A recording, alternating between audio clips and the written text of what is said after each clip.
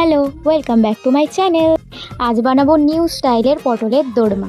এখানে আমি 5টা পটল নিয়ে নিয়েছি। তারপরে সেই পটলগুলোকে দু সাইডে কেটে তারপরে আমি গাগুলো ছিলে নিয়েছি।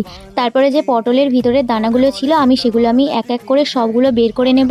এখানে আমার পটলের দানাগুলো বের করা কমপ্লিট। তারপরে আমি ঝটপট আলু সেদ্ধটা গ্রেট করে নেব এখানে। তারপরে আমি দুটো পেঁয়াজ নিয়ে নিয়েছি, সেই পেঁয়াজগুলোকে কুচি কুচি করে কেটে নেব।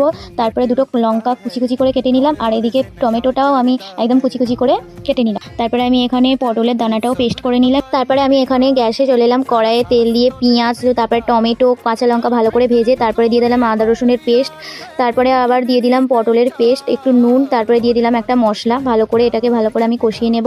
তারপরে এটা কষাতে কষাতে আমি এখানে একটু হলুদ, তারপরে দিয়ে দিলাম শুকনো লঙ্কার গুঁড়ো, দিয়ে আবার ভালো করে আমি কষিয়ে নেব। ওই যে গ্রেট করে রাখা আলু সেদ্ধটা আমি এখানে মশলার মধ্যে ভালো করে দিয়ে কষিয়ে নেব। নেবার পরে পটলগুলোকে আমি আগে থেকেই নুন হলুদ মাখিয়ে রেখে দিয়েছিলাম। তারপরে ওই পুরটা যে বানালাম সেই পুরটা একটু ঠান্ডা হতে আমি পুরগুলো পটলের ভিতরে দিয়ে দিলাম। দিয়ে দেওয়ার পরে আমি ভালো করে ভেজে নিলাম পটলগুলোকে।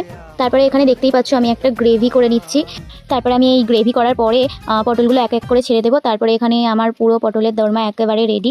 জানি না নিজের মন মতো করলাম, বাট খেতে কিন্তু দারুণ হয়েছিল। তোমরা একবার ট্রাই করে দেখতে পারো, আর কেমন লাগলো অবশ্যই বলো।